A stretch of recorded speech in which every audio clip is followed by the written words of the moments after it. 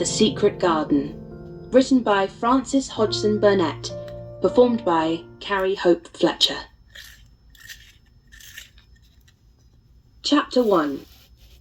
There is no one left. When Mary Lennox was sent to Misselthwaite Manor to live with her uncle, everybody said she was the most disagreeable-looking child ever seen. It was true, too. She had a little thin face and a little thin body, thin light hair and a sour expression. Her hair was yellow and her face was yellow because she had been born in India and had always been ill in one way or another. Her father had held a position under the English government and had always been busy and ill himself, and her mother had been a great beauty who cared only to go to parties and amuse herself with gay people. She had not wanted a little girl at all, and when Mary was born she handed her over to the care of an ayah, who was made to understand that if she wished to please the memsahib, she must keep the child out of sight as much as possible. So when she was a sickly, fretful, ugly little baby, she was kept out of the way. And when she became a sickly, fretful, toddling thing, she was kept out of the way also. She never remembered seeing familiarly anything but the dark faces of her ayah and the other native servants, and as they always obeyed her and gave her her own way in everything, because the memsahib would be angry if she was disturbed by her crying, by the time she was 6 years old she was as tyrannical and selfish a little pig as ever lived. The young English governess who came to teach her to read and write disliked her so much that she gave up her place in 3 months, and when other governesses came to try and fill it, they always went away in a shorter time than the first one. So if Mary had not chosen really to want to know how to read books, she would never have learned her letters at all. One frightfully hot morning, when she was about 9 years old, she awakened feeling very cross, and she became crosser still when she saw that the servant who stood by her bedside was not her ayah. "Why did you come?" she said to the strange woman. "I will not let you stay. Send my ayah to me." The woman looked frightened, but she only stammered that the ayah could not come, and when Mary threw herself into a passion and beat and kicked her, she looked only more frightened and repeated that it was not possible for the ayah to come to Missy Saab. There was something mysterious in the air that morning. Nothing was done in its regular order, and several of the native servants seemed missing, while those whom Mary saw slunk or hurried about with ashy and scared faces. But no one would tell her anything, and her ayah did not come. She was actually left alone as the morning went on, and at last wandered out into the garden and began to play by herself under a tree near the veranda. She pretended that she was making a flower bed, and she stuck big scarlet hibiscus blossoms into little heaps of earth, all the time growing more and more angry, and muttering to herself the things she would say and the names she would call Sadie when she returned. "Pig, pig, daughter of pigs," she said, because to call a native a pig is the worst insult of all. She was grinding her teeth and saying this over and over again when she heard her mother come out onto the veranda with someone. She was with a fair young man, and they stood talking together in low, strange voices. Mary knew the fair young man who looked like a boy. She had heard that he was a very young officer who had just come from England. The child stared at him, but she stared most at her mother. She always did this when she had a chance to see her, because the memsahib, Mary used to call her that oftener than anything else, was such a tall, slim, pretty person, and wore such lovely clothes. Her hair was like curly silk, and she had a delicate little nose which seemed to be disdaining things, and she had large, laughing eyes. All her clothes were thin and floating, and Mary said they were full of lace. They looked fuller of lace than ever this morning, but her eyes were not laughing at all. They were large and scared, and lifted imploringly to the fair boy officer's face. "Is it so very bad? Oh, is it?" Mary heard her say. "Awfully," the young man answered in a trembling voice. "Awfully, Mrs. Lennox. You ought to have gone to the hills 2 weeks ago." The Memsahib wrung her hands. "Oh, I know I ought," she cried. "I only stayed to go to that silly dinner party. What a fool I was!" At that very moment such a loud sound of wailing broke out from the servants' quarters that she clutched the young man's arm, and Mary stood shivering from head to foot. The wailing grew wilder and wilder. "What is it? What is it?" Mrs. Lennox gasped. "Someone has died," answered the boy officer. "You did not say it had broken out among your servants." "I did not know," the Memsahib said. "Come with me, come with me," and she turned and ran into the house. After that, appalling things happened, and the mysteriousness of the morning was explained to Mary. The cholera had broken out in its most fatal form, and people were dying like flies. The ayah had been taken ill in the night, and it was because she had just died that the servants had wailed in the huts. Before the next day, 3 other servants were dead, and others had run away in terror. There was panic on every side, and dying people in all the bungalows. During the confusion and bewilderment of the second day, Mary hid herself in the nursery and was forgotten by everyone. Nobody thought of her, nobody wanted her, and strange things happened of which she knew nothing. Mary alternately cried and slept through the hours. She only knew that people were ill, and that she heard mysterious and frightening sounds. Once she crept into the dining room and found it empty, though a partly finished meal was on the table, and chairs and plates looked as if they had been hastily pushed back when the diners rose suddenly for some reason. The child ate some fruit and biscuits, and being thirsty, she drank a glass of wine which stood nearly filled. It was sweet, and she did not know how strong it was. Very soon it made her intensely drowsy, and she went back to her nursery and shut herself in again, frightened by cries she heard in the huts and by the hurrying sound of feet. The wine made her so sleepy that she could scarcely keep her eyes open, and she lay down on her bed and knew nothing more for a long time. Many things happened during the hours in which she slept so heavily, but she was not disturbed by the wails and the sound of things being carried in and out of the bungalow. When she awakened, she lay and stared at the wall. The house was perfectly still. She had never known it to be so silent before. She heard neither voices nor footsteps, and wondered if everybody had got well of the cholera and all the trouble was over. She wondered also who would take care of her now her ayah was dead. There would be a new ayah, and perhaps she would know some new stories. Mary had been rather tired of the old ones. She did not cry because her nurse had died. She was not an affectionate child, and had never cared much for anyone. The noise and hurrying about and wailing over the cholera had frightened her, and she had been angry because no one seemed to remember that she was alive. Everyone was too panic-stricken to think of a little girl no one was fond of. When people had the cholera, it seemed that they remembered nothing but themselves. But if everyone had got well again, surely someone would remember and come to look for her.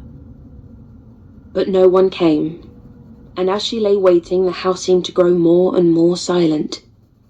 She heard something rustling on the matting, and when she looked down, she saw a little snake gliding along and watching her with eyes like jewels. She was not frightened, because he was a harmless little thing who would not hurt her, and he seemed in a hurry to get out of the room. He slipped under the door as she watched him. "How queer and quiet it is," she said. "It sounds as if there was no one in the bungalow but me and the snake." Almost the next minute she heard footsteps in the compound, and then on the veranda. They were men's footsteps, and the men entered the bungalow and talked in low voices. No one went to meet or speak to them, and they seemed to open doors and look into rooms. "What desolation!" she heard one voice say. "That pretty, pretty woman! I suppose the child, too. I heard there was a child, though no one ever saw her." Mary was standing in the middle of the nursery when they opened the door a few minutes later. She looked an ugly, cross little thing, and was frowning because she was beginning to be hungry and feel disgracefully neglected. The first man who came in was a large officer she had once seen talking to her father. He looked tired and troubled, but when he saw her, he was so startled that he almost jumped back. "Barney!" he cried out. "There is a child here, a child alone, in a place like this! Mercy on us, who is she?" "I am Mary Lennox," the little girl said, drawing herself up stiffly. She thought the man was very rude to call her father's bungalow a place like this. "I fell asleep when everyone had the cholera, and I have only just wakened up. Why does nobody come?" "It is the child no one ever saw," exclaimed the man, turning to his companions. "She has actually been forgotten." "Why was I forgotten?" Mary said, stamping her foot. "Why does nobody come?" The young man, whose name was Barney, looked at her very sadly. Mary even thought she saw him wink his eyes as if to wink tears away. "Poor little kid," he said.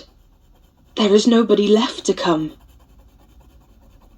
It was in that strange and sudden way that Mary found out that she had neither father nor mother left, that they had died and been carried away in the night, and that the few native servants who had not died also had left the house as quickly as they could get out of it, none of them even remembering that there was a Missy Saab.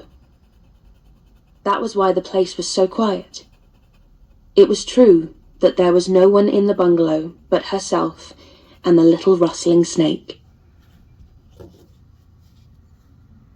Chapter 2. Mistress Mary Quite Contrary. Mary had liked to look at her mother from a distance, and she had thought her very pretty, but as she knew very little of her, she could scarcely have been expected to love her or to miss her very much when she was gone. She did not miss her at all, in fact, and as she was a self-absorbed child, she gave her entire thought to herself, as she had always done. If she had been older, she would no doubt have been very anxious at being left alone in the world, but she was very young, and she had always been taken care of. She supposed she always would be. What she thought was that she would like to know if she was going to nice people, who would be polite to her and give her her own way as her ayah and the other native servants had done. She knew that she was not going to stay at the English clergyman's house where she was taken at first. She did not want to stay. The English clergyman was poor, and he had 5 children, all nearly the same age, and they wore shabby clothes and were always quarrelling and snatching toys from each other. Mary hated their untidy bungalow and was so disagreeable to them that after the first day or two, nobody would play with her. By the second day, they had given her a nickname, which made her furious. It was Basil who thought of it first. Basil was a little boy with impudent blue eyes and a turned-up nose, and Mary hated him. She was playing by herself under a tree, just as she had been playing the day the cholera broke out. She was making heaps of earth and paths for a garden, and Basil came and stood near to watch her. Presently he got rather interested and suddenly made a suggestion. "Why don't you put a heap of stones there and pretend it is a rockery?" he said. "There, in the middle." And he leaned over her to point. "Go away!" cried Mary. "I don't want boys! Go away!" For a moment Basil looked angry, and then he began to tease. He was always teasing his sisters. He danced round and round her and made faces and sang and laughed. "Mistress Mary Quite Contrary, how does your garden grow, with silver bells and cockle shells and marigolds all in a row?" He sang it until the other children heard and laughed too, and the crosser Mary got, the more they sang Mistress Mary Quite Contrary, and after that, as long as she stayed with them, they called her Mistress Mary Quite Contrary when they spoke of her to each other, and often when they spoke to her. "You are going to be sent home," Basil said to her, "at the end of the week, and we're glad of it." "I'm glad of it too," answered Mary. "Where is home?" "She doesn't know where home is," said Basil, with 7-year-old scorn. "It's England, of course. Our grandmamma lives there, and our sister Mabel was sent to her last year. You are not going to your grandmamma. You have none. You are going to your uncle. His name is Mr. Archibald Craven." "I don't know anything about him," snapped Mary. "I know you don't," Basil answered. "You don't know anything. Girls never do. I heard Father and Mother talking about him. He lives in a great big desolate old house in the country, and no one goes near him. He's so cross he won't let them, and they wouldn't come if he would let them. He's a hunchback, and he's horrid." "I don't believe you," said Mary, and she turned her back and stuck her fingers in her ears because she would not listen any more. But she thought over it a great deal afterward, and when Mrs. Crawford told her that night that she was going to sail away to England in a few days and going to her uncle, Mr. Archibald Craven, who lived at Misselthwaite Manor, she looked so stony and stubbornly uninterested that they did not know what to think about her. They tried to be kind to her, but she only turned her face away when Mrs. Crawford attempted to kiss her, and held herself stiffly when Mr. Crawford patted her shoulder. "She is such a plain child," Mrs. Crawford said pityingly afterward, "and her mother was such a pretty creature. She had a very pretty manner too, and Mary has the most unattractive ways I ever saw in a child. The children call her Mistress Mary quite contrary, and though it's naughty of them, one can't help understanding it. Perhaps if her mother had carried her pretty face and her pretty manners oftener into the nursery, Mary might have learned some pretty ways too. It is very sad, now the poor beautiful thing is gone, to remember that many people never even knew that she had a child at all." "I believe she scarcely ever looked at her," sighed Mrs. Crawford. "When her ayah was dead, there was no one to give a thought to the little thing. Think of the servants running away and leaving her all alone in that deserted bungalow. Colonel McGrew said he nearly jumped out of his skin when he opened the door and found her standing by herself in the middle of the room." Mary made the long voyage to England under the care of an officer's wife, who was taking her children to leave them in a boarding school. She was very much absorbed in her own little boy and girl, and was rather glad to hand the child over to the woman Mr. Archibald Craven sent to meet her in London. The woman was his housekeeper at Misselthwaite Manor, and her name was Mrs. Medlock. She was a stout woman with very red cheeks and sharp black eyes. She wore a very purple dress, a black silk mantle with jet fringes on it, and a black bonnet with purple velvet flowers which stuck up and trembled when she moved her head. Mary did not like her at all, but as she very seldom liked people, there was nothing remarkable in that, besides which it was very evident Mrs. Medlock did not think much of her.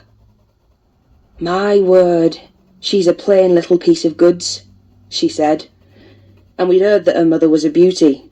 She hasn't handed much of it down, has she, ma'am?" "Perhaps she will improve as she grows older," the officer's wife said good-naturedly. "If she were not so sallow and had a nicer expression, her features are rather good. Children alter so much." "She'll have to alter a good deal," answered Mrs. Medlock, "and there's nothing likely to improve children at Misselthwaite, if you ask me." They thought Mary was not listening because she was standing a little apart from them at the window of the private hotel they had gone to. She was watching the passing buses and cabs and people, but she heard quite well and was made very curious about her uncle and the place he lived in. What sort of place was it, and what would he be like? What was a hunchback? She had never seen one. Perhaps there were none in India. Since she had been living in other people's houses and had had no ayah, she had begun to feel lonely and to think queer thoughts which were new to her. She had begun to wonder why she had never seemed to belong to anyone, even when her father and mother had been alive. Other children seemed to belong to their fathers and mothers, but she had never seemed to really be anyone's little girl. She had had servants and food and clothes, but no one had taken any notice of her. She did not know that this was because she was a disagreeable child, but then, of course, she did not know that she was disagreeable. She often thought that other people were, but she did not know that she was so herself. She thought Mrs. Medlock the most disagreeable person she had ever seen, with her common, highly coloured face and her common fine bonnet. When the next day they set out on their journey to Yorkshire, she walked through the station to the railway carriage with her head up and trying to keep as far away from her as she could, because she did not want to seem to belong to her. It would have made her very angry to think people imagined she was her little girl. But Mrs. Medlock was not in the least disturbed by her and her thoughts. She was the kind of woman who would stand no nonsense from young ones. At least, that is what she would have said if she had been asked. She had not wanted to go to London just when her sister Maria's daughter was going to be married, but she had a comfortable, well-paid place as housekeeper at Misselthwaite Manor, and the only way in which she could keep it was to do at once what Mr. Archibald Craven told her to do. She never dared even to ask a question. "Captain Lennox and his wife died of the cholera," Mr. Craven had said in his short, cold way. "Captain Lennox was my wife's brother, and I am their daughter's guardian. The child is to be brought here. You must go to London and bring her yourself." So she packed her small trunk and made the journey. Mary sat in her corner of the railway carriage and looked plain and fretful.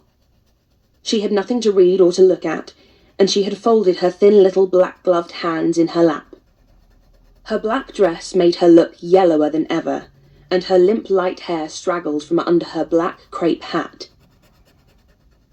"A more marred-looking young one I never saw in my life," Mrs. Medlock thought. Marred is a Yorkshire word, and means spoiled and pettish.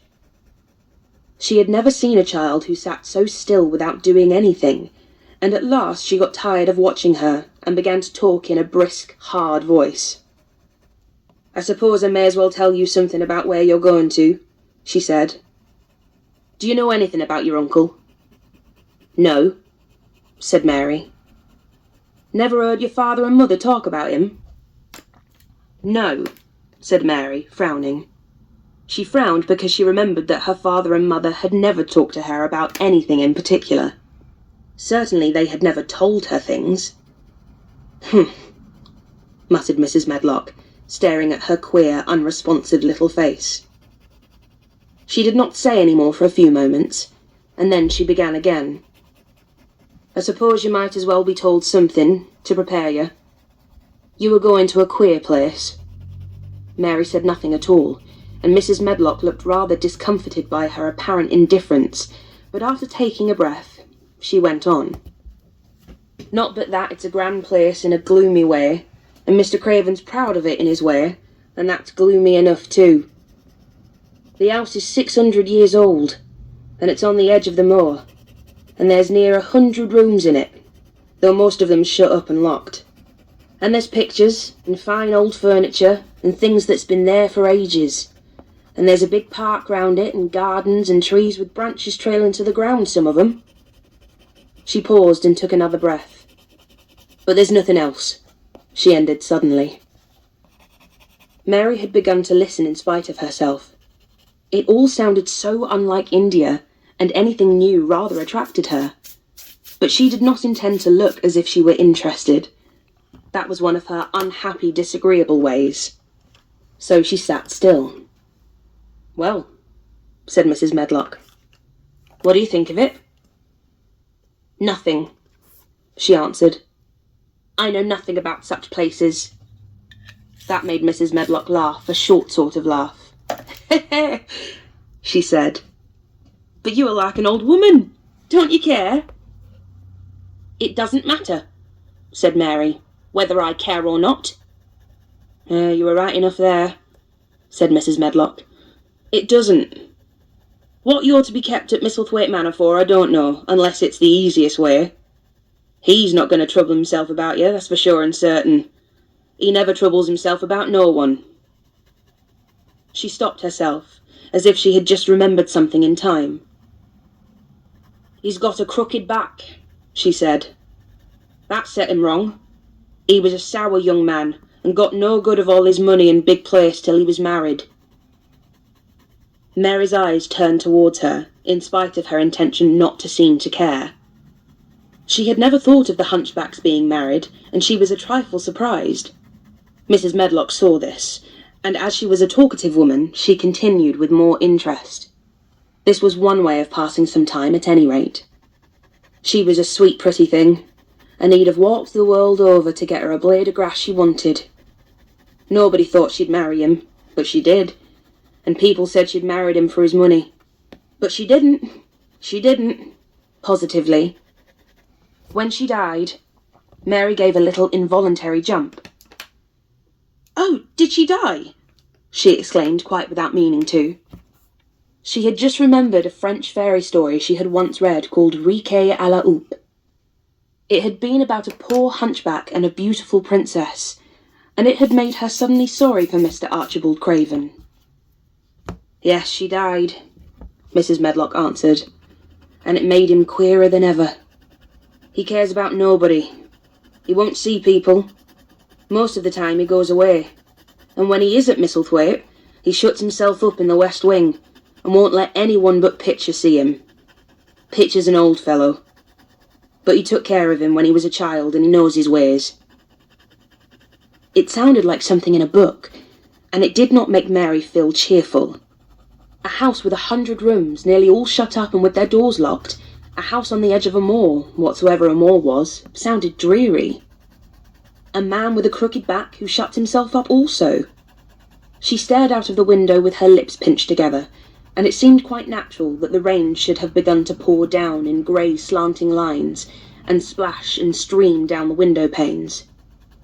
If the pretty wife had been alive, she might have made things cheerful by being something like her own mother, and by running in and out and going to parties as she had done in frocks full of lace. But she was not there any more. "You needn't expect to see him, because 10 to 1 you won't," said Mrs. Medlock. "And you mustn't expect that there will be people to talk to you. You'll have to play about and look after yourself. You'll be told what rooms you can go into and what rooms you're to keep out of. There's gardens enough. But when you're in the house, don't go wandering and poking about. Mr. Craven won't have it." "I shall not want to go poking about," said sour little Mary, and just as suddenly as she had begun to be rather sorry for Mr. Archibald Craven, she began to cease to be sorry, and to think he was unpleasant enough to deserve all that had happened to him. And she turned her face towards the streaming panes of the window of the railway carriage, and gazed out at the grey rainstorm, which looked as if it would go on for ever and ever. She watched it so long and steadily that the greyness grew heavier and heavier before her eyes, and she fell asleep. Chapter 3. Across the Moor. She slept a long time, and when she awakened, Mrs. Medlock had brought a lunch basket at one of the stations, and they had some chicken and cold beef and bread and butter and some hot tea. The rain seemed to be streaming down more heavily than ever, and everybody in the station wore wet and glistening waterproofs. The guard lighted the lamps in the carriage, and Mrs. Medlock cheered up very much over her tea and chicken and beef. She ate a great deal, and afterwards fell asleep herself, and Mary sat and stared at her, and watched her fine bonnet slip on one side, until she herself fell asleep once more in the corner of the carriage, lulled by the splashing of the rain against the windows. It was quite dark when she awakened again. The train had stopped at a station, and Mrs. Medlock was shaking her. "You have had a sleep," she said. "It's time to open your eyes. We're at Thwaite Station, and we've got a long drive before us." Mary stood up and tried to keep her eyes open while Mrs. Medlock collected her parcels. The little girl did not offer to help her, because in India, native servants always picked up or carried things, and it seemed quite proper that other people should wait on one. The station was a small one, and nobody but themselves seemed to be getting out of the train. The station master spoke to Mrs. Medlock in a rough, good-natured way, pronouncing his words in a queer, broad fashion, which Mary found out afterwards was Yorkshire. "I see there's got back," he said, "and there's browt at young un with thee." "Aye, that's her," answered Mrs. Medlock, speaking with a Yorkshire accent herself, and jerking her head over her shoulder towards Mary. "How's thy missus?" "Welly now, t' carriage is waiting outside for thee." A brougham stood on the road before the little outside platform. Mary saw that it was a smart carriage, and that it was a smart footman who helped her in. His long waterproof coat and the waterproof covering of his hat were shining and dripping with rain, as everything was, the burly station master included. When he shut the door, mounted the box with the coachman, and they drove off, the little girl found herself seated in a comfortably cushioned corner, but she was not inclined to go to sleep again. She sat and looked out of the window, curious to see something of the road over which she was being driven to the queer place Mrs. Medlock had spoken of. She was not at all a timid child, and she was not exactly frightened, but she felt that there was no knowing what might happen in a house with 100 rooms nearly all shut up, a house standing on the edge of a moor. "What is a moor?" she said suddenly to Mrs. Medlock. "Look out the window in about 10 minutes and you'll see," the woman answered. "We've got to drive 5 miles across Missel Moor before we get to the manor. You won't see much because it's a dark night, but you can see something." Mary asked no more questions, but waited in the darkness of her corner, keeping her eyes on the window. The carriage lamps cast rays of light a little distance ahead of them, and she caught glimpses of the things they passed. After they had left the station, they had driven through a tiny village, and she had seen whitewashed cottages and the lights of a public house. Then they had passed a church and a vicarage, and a little shop window or so in a cottage with toys and sweets and odd things set out for sale. Then they were on the high road, and she saw hedges and trees. After that there seemed nothing different for a long time, or at least it seemed a long time to her. At last the horses began to go more slowly, as if they were climbing uphill, and presently there seemed to be no more hedges and no more trees. She could see nothing, in fact, but a dense darkness on either side. She leaned forward and pressed her face against the window, just as the carriage gave a big jolt. We're on the moor now, sure enough," said Mrs. Medlock. The carriage lamps shed a yellow light on a rough-looking road which seemed to be cut through bushes and low-growing things, which ended in the great expanse of dark apparently spread out before and around them. A wind was rising and making a singular, wild, low, rushing sound. It's not the sea, is it?" said Mary, looking round at her companion. "No, not it," answered Mrs. Medlock. "Nor it isn't fields nor mountains. It's just miles and miles and miles of wild land that nothing grows on but heather and gorse and broom, and nothing lives on but wild ponies and sheep." "I feel as if it might be the sea, if there were water on it," said Mary. "It sounds like the sea just now." "That's the wind blowing through the bushes," Mrs. Medlock said. "It's a wild, dreary enough place to my mind, though there's plenty that likes it, particularly when the heather's in bloom." On and on they drove through the darkness, and though the rain stopped, the wind rushed by and whistled and made strange sounds. The road went up and down, and several times the carriage passed over a little bridge beneath which water rushed very fast with a great deal of noise. Mary felt as if the drive would never come to an end, and that the wide, bleak moor was a wide expanse of black ocean through which she was passing on a strip of dry land. "I don't like it," she said to herself. "I don't like it," and she pinched her thin lips more tightly together. The horses were climbing up a hilly piece of road when she first caught sight of a light. Mrs. Medlock saw it as soon as she did, and drew a long sigh of relief. "I'm glad to see that bit of light twinkling," she exclaimed. "It's the light in the lodge window. We shall get a good cup of tea after a bit, at all events." It was after a bit, as she said, for when the carriage passed through the park gates there was still 2 miles of avenue to drive through, and the trees, which nearly met overhead, made it seem as if they were driving through a long dark vault. They drove out of the vault into a clear space and stopped before an immensely long but low-built house, which seemed to ramble round a stone court. At first Mary thought that there were no lights at all in the windows, but as she got out of the carriage she saw that one room in a corner upstairs showed a dull glow. The entrance door was a huge one made of massive, curiously shaped panels of oak, studded with big iron nails and bound with great iron bars. It opened into an enormous hall, which was so dimly lighted that the faces in the portraits on the walls and the figures in the suits of armour made Mary feel that she did not want to look at them. As she stood on the stone floor, she looked a very small, odd little black figure, and she felt as small and lost and odd as she looked. A neat, thin old man stood near the manservant, who opened the door for them. "You are to take her to her room," he said in a husky voice. "He doesn't want to see her. He's going to London in the morning." "Very well, Mr. Pitcher," Mrs. Medlock answered. "So long as I know what's expected of me, I can manage."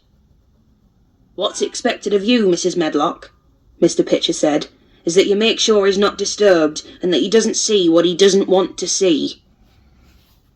And then Mary Lennox was led up a broad staircase and down a long corridor and up a short flight of steps and through another corridor and another until a door opened in a wall and she found herself in a room with a fire in it and a supper on a table. Mrs. Medlock said unceremoniously, "Well, here you are. This room and the next are where you'll live, and you must keep to them, and don't you forget that." It was in this way Mistress Mary arrived at Misselthwaite Manor, and she had perhaps never felt so contrary in all her life. Chapter 4. Martha.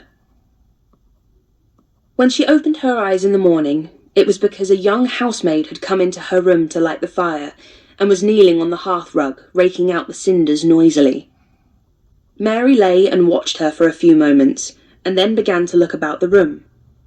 She had never seen a room at all like it, and thought it curious and gloomy.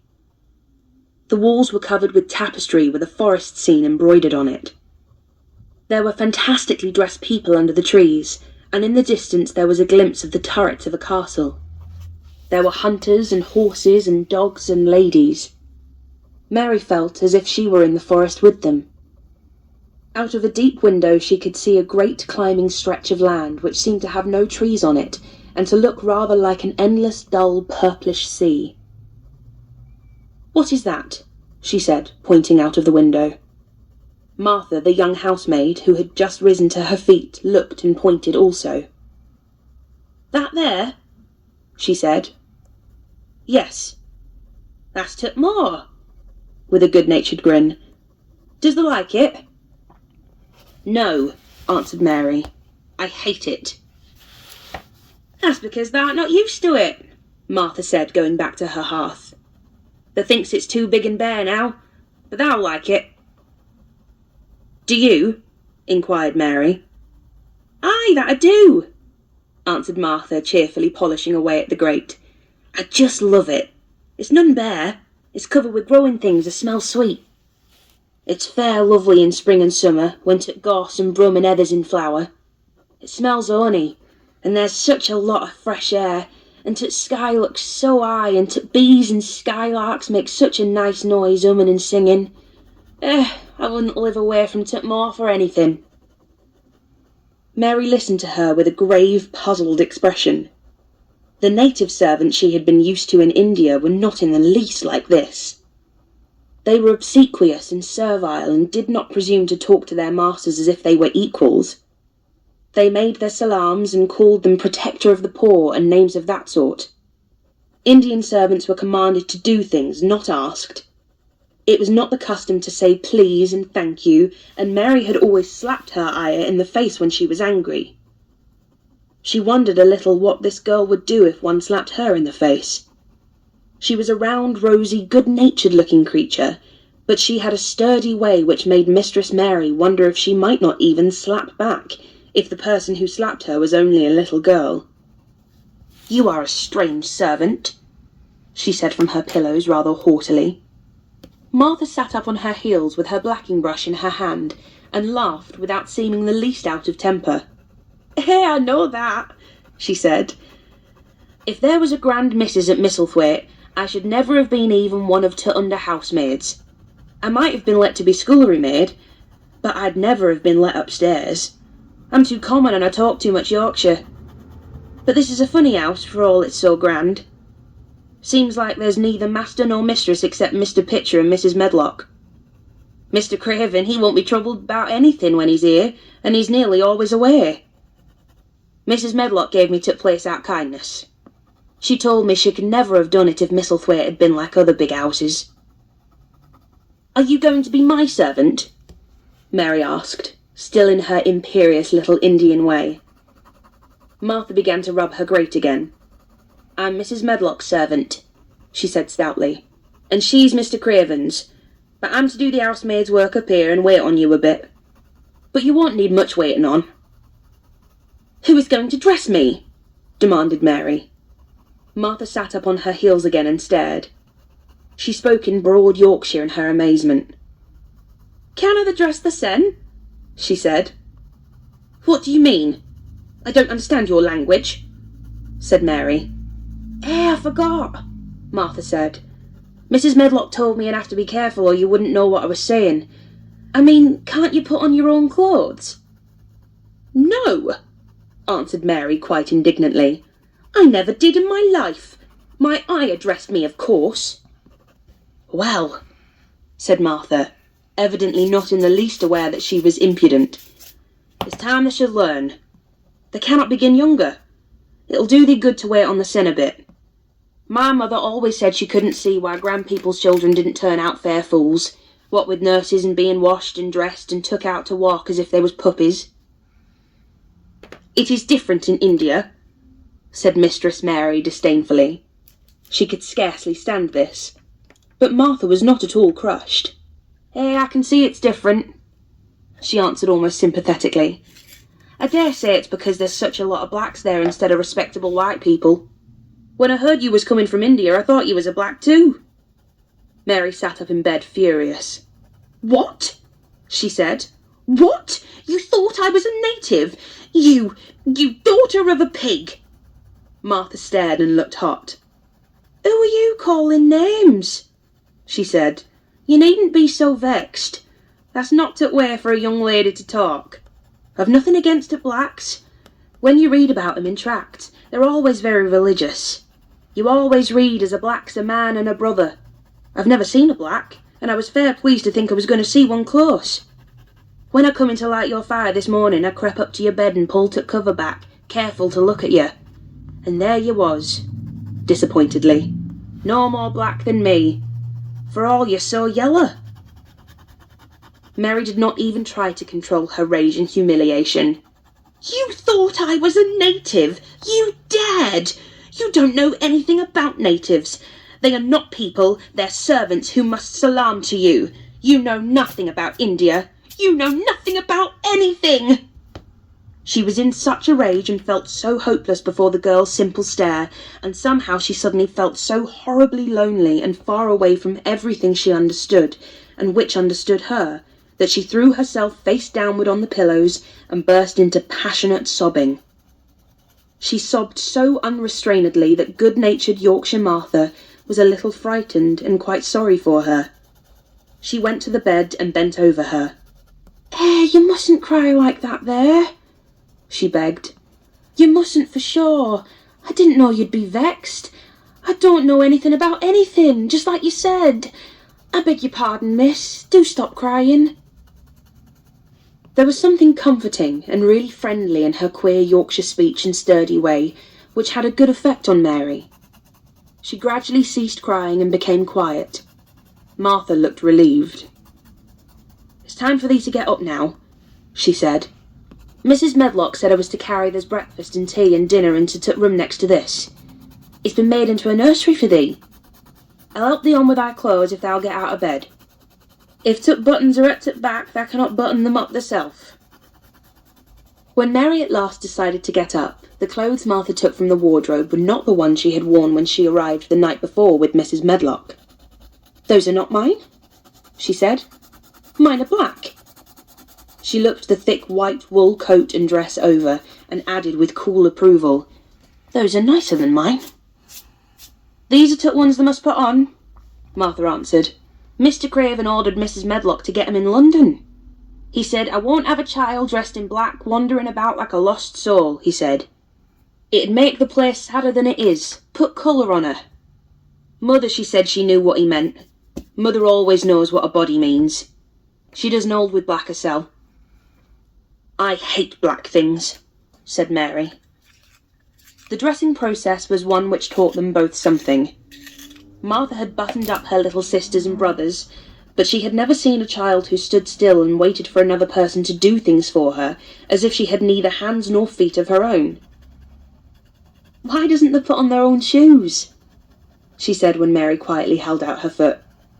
"My ayah did it," answered Mary, staring. "It was the custom." She said that very often. It was the custom. The native servants were always saying it. If one told them to do a thing their ancestors had not done for 1,000 years, they gazed at one mildly and said, "It is not the custom," and one knew that was the end of the matter. It had not been the custom that Mistress Mary should do anything but stand and allow herself to be dressed like a doll, but before she was ready for breakfast, she began to suspect that her life at Misselthwaite Manor would end by teaching her a number of things quite new to her. Things such as putting on her own shoes and stockings, and picking up things she let fall. If Martha had been a well-trained fine young lady's maid, she would have been more subservient and respectful, and would have known that it was her business to brush hair and button boots, and pick things up and lay them away. She was, however, only an untrained Yorkshire rustic, who had been brought up in a moorland cottage with a swarm of little brothers and sisters, who had never dreamed of doing anything but waiting on themselves and on the younger ones, who were either babies in arms, or just learning to totter about and tumble over things. If Mary Lennox had been a child who was ready to be amused, she would perhaps have laughed at Martha's readiness to talk, but Mary only listened to her coldly, and wondered at her freedom of manner. At first she was not at all interested, but gradually, as the girl rattled on in her good-tempered, homely way, Mary began to notice what she was saying. You should see 'em all," she said. "There's 12 of us, and my father only gets 16 shilling a week. I can tell you my mother's put to it to get porridge for 'em all. They tumble about on Tut Moor and play there all day, and mother says Tut air of Tut Moor fattens 'em. She says she believes they ate Tut grass same as Tut wild ponies do.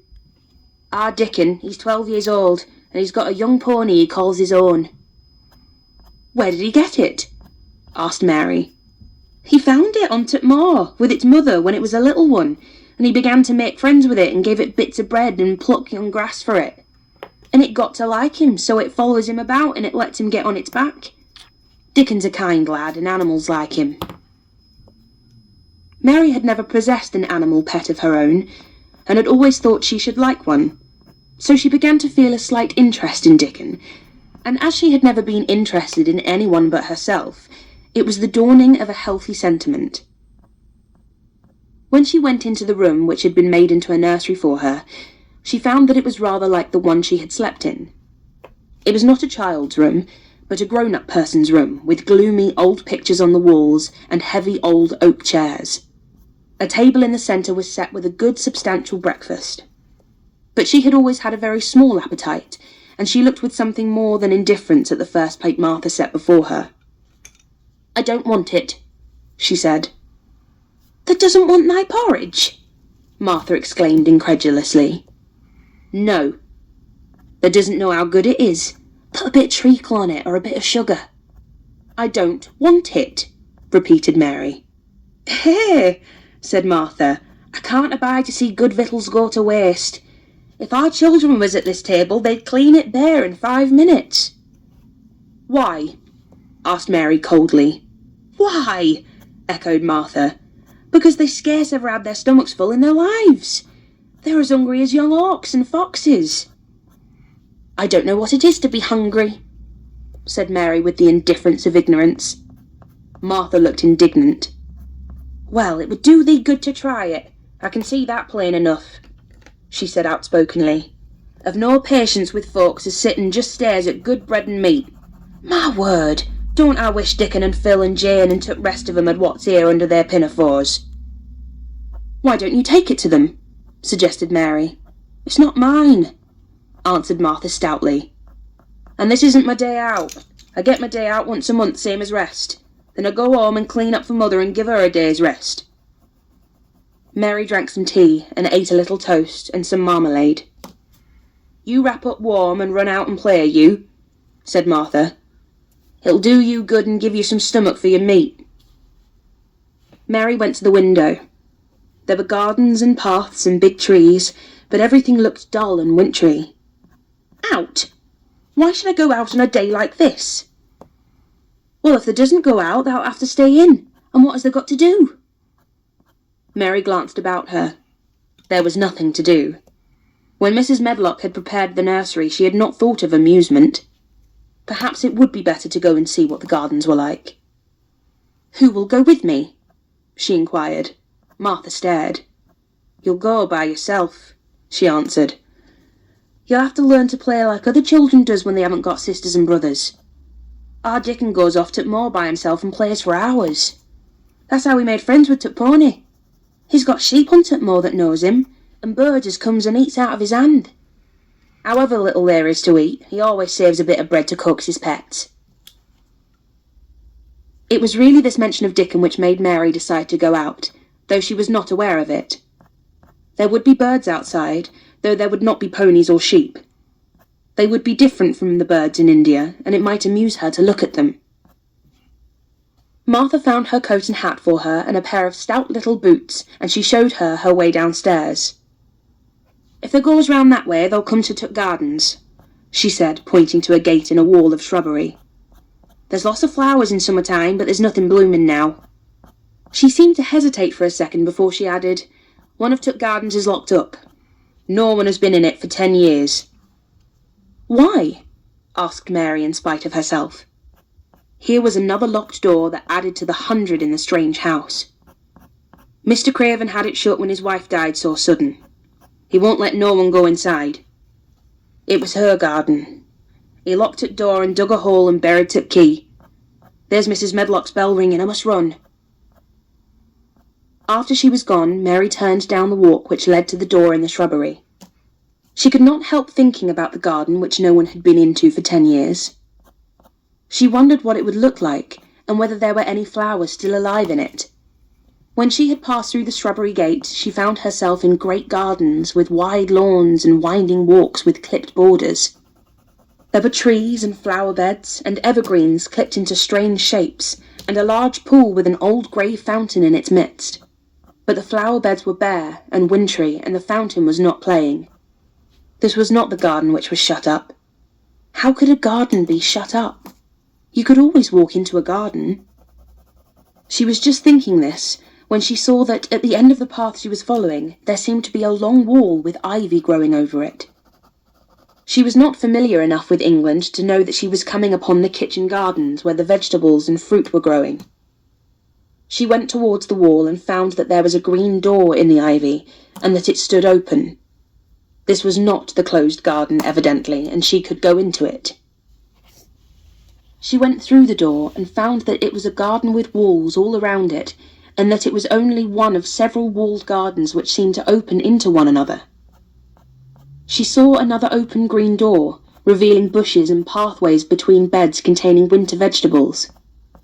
Fruit trees were trained flat against the wall, and over some of the beds there were glass frames. The place was bare and ugly enough, Mary thought, as she stood and stared about her. It might be nicer in summer, when things were green, but there was nothing pretty about it now. Presently an old man with a spade over his shoulder walked through the door leading from the second garden. He looked startled when he saw Mary, and then touched his cap. He had a surly old face and did not seem at all pleased to see her, but then she was displeased with his garden and wore her quite contrary expression, and certainly did not seem at all pleased to see him. "What is this place?" she asked. "One o' t' kitchen gardens," he answered. "What is that?" said Mary, pointing through the other green door.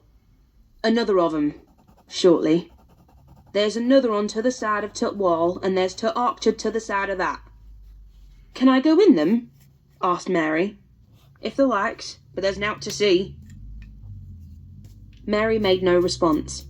She went down the path and through the second green door. There she found more walls and winter vegetables and glass frames, but in the second wall there was another green door, and it was not open. Perhaps it led into the garden which no one had seen for 10 years. As she was not at all a timid child, and always did what she wanted to do, Mary went to the green door and turned the handle. She hoped the door would not open, because she wanted to be sure she had found the mysterious garden. But it did open quite easily, and she walked through it and found herself in an orchard. There were walls all around it also, and trees trained against them, and there were bare fruit trees growing in the winter-browned grass, but there was no green door to be seen anywhere. Mary looked for it, and yet when she had entered the upper end of the garden, she had noticed that the wall did not seem to end with the orchard, but to extend beyond it, as if it enclosed a place at the other side. She could see the tops of trees above the wall, and when she stood still, she saw a bird with a bright red breast sitting on the topmost branch of one of them, and suddenly he burst into his winter song, almost as if he had caught sight of her and was calling to her. She stopped and listened to him, and somehow his cheerful, friendly little whistle gave her a pleased feeling. Even a disagreeable little girl may be lonely, and the big closed house, and big bare moor, and big bare gardens had made this one feel as if there was no one left in the world but herself. If she had been an affectionate child, who had been used to being loved, she would have broken her heart. But even though she was Mistress Mary quite contrary, she was desolate, and the bright-breasted little bird brought a look into her sour little face which was almost a smile. She listened to him until he flew away. He was not like an Indian bird, and she liked him, and wondered if she should ever see him again. Perhaps he lived in the mysterious garden and knew all about it. Perhaps it was because she had nothing whatsoever to do that she thought so much of the deserted garden. She was curious about it and wanted to see what it was like. Why had Mr. Archibald Craven buried the key? If he had liked his wife so much, why did he hate her garden? She wondered if she should ever see him, but she knew that if she did, she should not like him, and he would not like her, and that she should only stand and stare at him and say nothing, though she should be wanting dreadfully to ask him why he had done such a queer thing. People never like me, and I never like people, she thought, and I can never talk as the Crawford children could. They were always talking and laughing and making noises. She thought of the robin and of the way he seemed to sing his song at her, and as she remembered the treetop he perched on, she stopped rather suddenly on the path. I believe that tree was in the secret garden. I feel sure it was, she said. There was a wall round the place and there was no door. She walked back into the first kitchen garden she had entered and found the old man digging there. She went and stood beside him and watched him a few moments in her cold little way. He took no notice of her, and so at last she spoke to him. I have been into the other gardens, she said. There was nothing to prevent thee, he answered crustily. I went into the orchard. There was no dog at t' door to bite thee, he answered. There was no door there into the other garden, said Mary. What garden? He said in a rough voice, stopping his digging for a moment. The one on the other side of the wall, answered Mistress Mary. There were trees there. I saw the tops of them. A bird with a red breast was sitting on one of them, and he sang. To her surprise, the surly old weather-beaten face actually changed its expression. A slow smile spread over it, and the gardener looked quite different. It made her think that it was curious how much nicer a person looked when he smiled. She had not thought of it before. He turned about to the orchard side of his garden and began to whistle, a low, soft whistle. She could not understand how such a surly man could make such a coaxing sound. Almost the next moment a wonderful thing happened. She heard a soft little rushing flight through the air, and it was the bird with the red breast flying to them, and he actually alighted on the big clod of earth quite near to the gardener's foot. Here he is, chuckled the old man, and then he spoke to the bird as if he were speaking to a child. Where has thee been, the cheeky little beggar? He said. I've not seen thee before today. Has thee begun the carting this early into season? Thou'rt too forward. The bird put his tiny head on one side and looked up at him with his soft, bright eye, which was like a black dewdrop. He seemed quite familiar and not the least afraid. He hopped about and pecked the earth briskly, looking for seeds and insects. It actually gave Mary a queer feeling in her heart, because he was so pretty and cheerful and seemed so like a person. He had a tiny plump body and a delicate beak and slender delicate legs. "Will he always come when you call him?" she asked, almost in a whisper. "Aye, that he will. I've knowed him ever since he was a fledgling. He come out of tut nest into other garden, and when he first flew over tut wall he was too weak to fly back for a few days, and we got friendly. When he went over tut wall again, tut rest of tut brood was gone, and he was lonely, and he come back to me."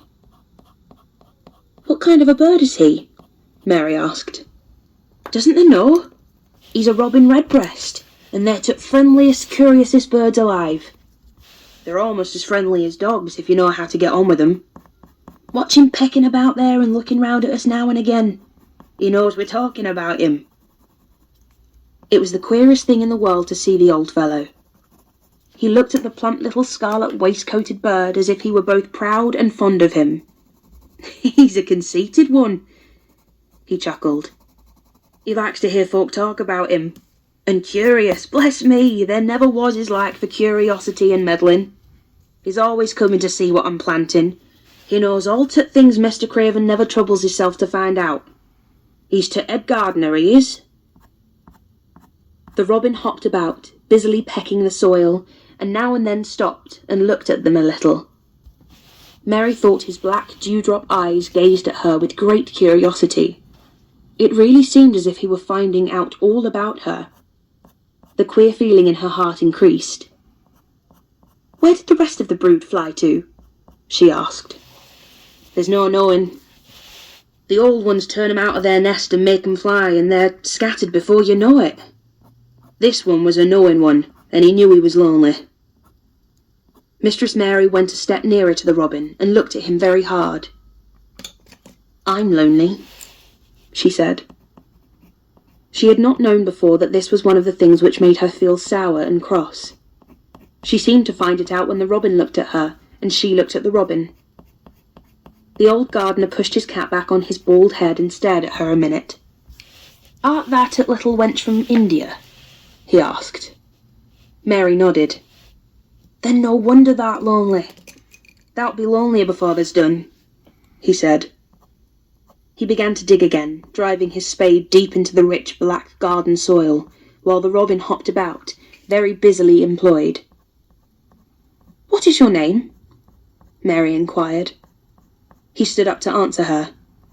"Ben Weatherstaff," he answered, and then he added with a surly chuckle, "I'm lonely myself, except when he's with me," and he jerked his thumb towards the robin. "He's the only friend I've got." "I have no friends at all," said Mary. "I never had.